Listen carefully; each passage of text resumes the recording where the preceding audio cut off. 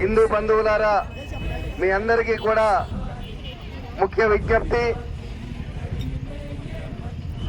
మన సనాతన ధర్మం హైందవ సాంప్రదాయంలో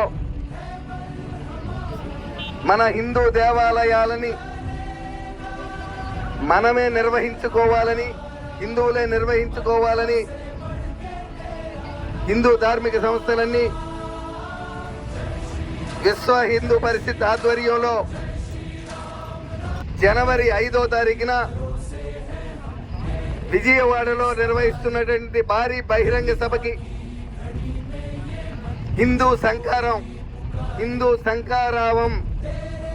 శంఖారావం హైందవ దేవాలయాలన్నీ కూడా హిందువులే నిర్వహించుకునే అవకాశం కల్పించాలని ఒక తీర్మానం చేసుకోవడానికి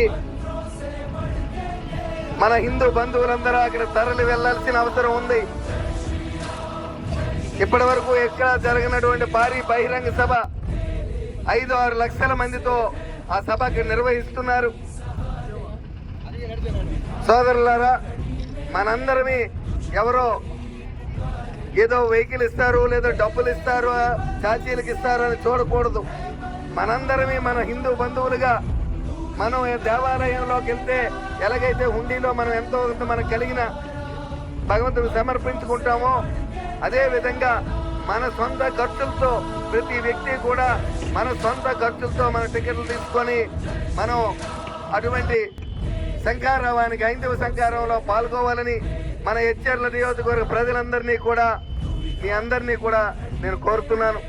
మనకి ట్రైన్లు వేశారు, అలాగే మన నియోజకవర్గం నుంచి 4 మండలాలకి 4 బస్సులు వేస్తున్నాను, అవసరమైన ఏర్పాట్లు చేస్తున్నాం. మీరు కూడా మీ ముందుగానే టికెట్లు బుక్ చేసుకొని ఈ శంఖారావంలో మనకు వచ్చిన అవకాశం, మన జన్మలో ఒక హైందవ శంఖారావంలో పాల్గొనే అవకాశం, ఒక పెద్ద సభ, ఇటువంటి మహాసభ ఇప్పటి వరకు ఎక్కడ జరగలేదు.